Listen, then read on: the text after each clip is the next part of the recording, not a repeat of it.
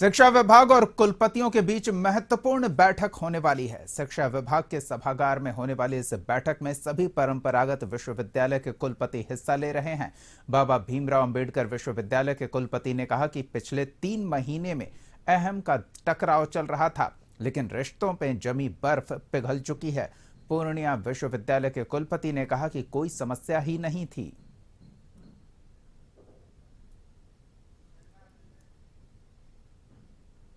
दरभंगा, पटना विश्वविद्यालय, पाटलिपुत्र विश्वविद्यालय, पूर्णिया यूनिवर्सिटी, इन तमाम जो यूनिवर्सिटी है उनके जो वीसी हैं, उनकी जो रजिस्ट्रार है और प्रो वीसी है, इन सब की एक बैठक बुलाई गई है। दरअसल शिक्षा विभाग की पिछले कई महीनों से कवायद थी कि जो भी परंपरागत विश्वविद्यालय हैं उनके कुलपति सामने आके डिस्कस करें, जो भी उनके यहाँ समस्याएं हैं, जो भी उनकी दिक्कतें हैं, उनकी दिक्कतों का समाधान हो पाए, लिहाजा ये बैठक बुलाई गई है। इस वक्त हमारे साथ मुजफ्फरपुर यूनिवर्सिटी के वाइस चांसलर हमारे साथ हैं।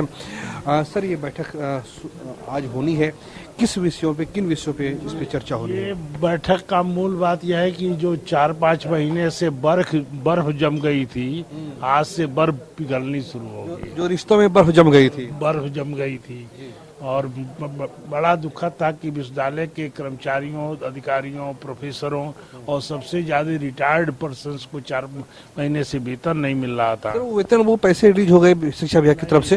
अभी रिलीज नहीं हुए हैं, लेकिन आज होप कि आज की मीटिंग के बाद जरूर सब सकारात्मक मन सब पहल आज से शुरू हो जाएगी। सर, क्या वजह थी कि आप लोग एक सामने से 1-to-1 बैठक नहीं कर पा रहे थे, चेयर पे बैठक नहीं हो पा रही थी? अब वो केवल जिद और अहम थी और कुछ नहीं था।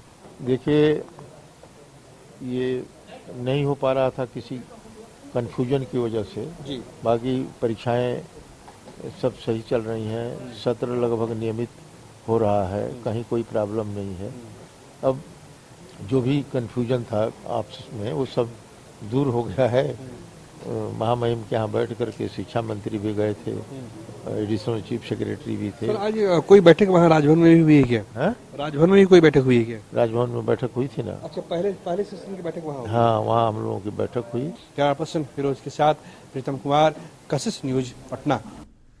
चलो, कशिश न्यूज सहयोगी प्रीतम से बातचीत में विभिन्न विश्वविद्यालयों के कुलपतियों ने यह माना कि कहीं न कहीं अहम का टकराव था, कोई न कोई कंफ्यूजन की स्थिति थी, लेकिन अब रिश्तों में जमी बर्फ पिघलनी शुरू हो चुकी है, समस्याओं का समाधान होगा। सहयोगी प्रीतम से अपडेट लेते हैं। प्रीतम, ये महत्वपूर्ण बैठक जो बीते कुछ समय से टलती आ रही थी, आज संभव हो पाई है?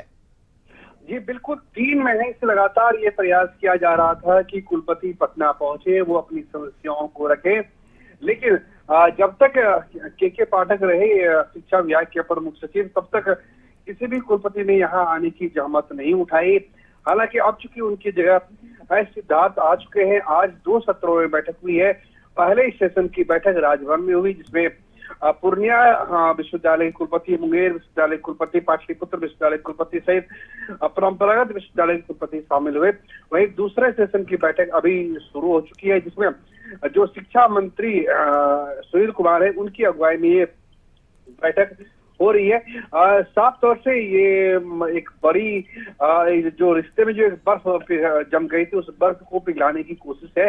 और कई विश्वविद्यालय कुलपतियों ने ये बातचीत में कहा भी कि कोई समस्या नहीं थी, केवल और केवल अहम का टकराव था। लेकिन सबसे बड़ा सवाल यही है कि जो तकरीबन 3 महीने से विश्वविद्यालयों के पैसे रुके हुए हैं, आज उम्मीद है कि आज की बैठक के बाद वो पैसों की निकासी की स्वीकृति मिल जाएगी और उसके साथ साथ academic session, examination session, budget allocation, इन सारे विषयों पर चर्चा होनी है।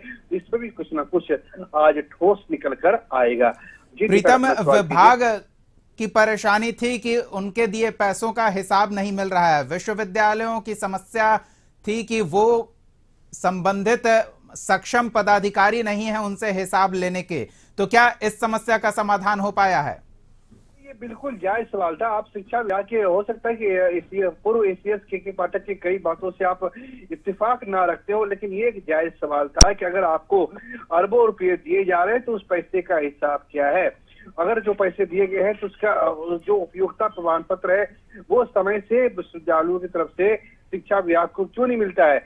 आज इस पे चर्चा होनी है और उम्मीद है कि हालांकि ये एक कमजोर कड़ी है शिक्षा विभाग की भी कि वो इस मसले में कोई कठोर कदम नहीं उठा सकता। इसलिए दीपक हमें भी इस मामले को लेकर कोई साफ साफ ये नहीं लगता है कि इस मामले पे कुछ साफ साफ कुछ ठोस निकल कर आ पाएगा कि जितने पैसे का एलोकेशन होता है वो पैसे आखिर जाते कहाँ है। चलिए, तो प्रीतम बैठक पर नजर बनाए रखें, क्या कुछ परिणाम निकलकर सामने आता है हम आपसे फिर अपडेट लेंगे। धन्यवाद तमाम ताजा जानकारियों के लिए।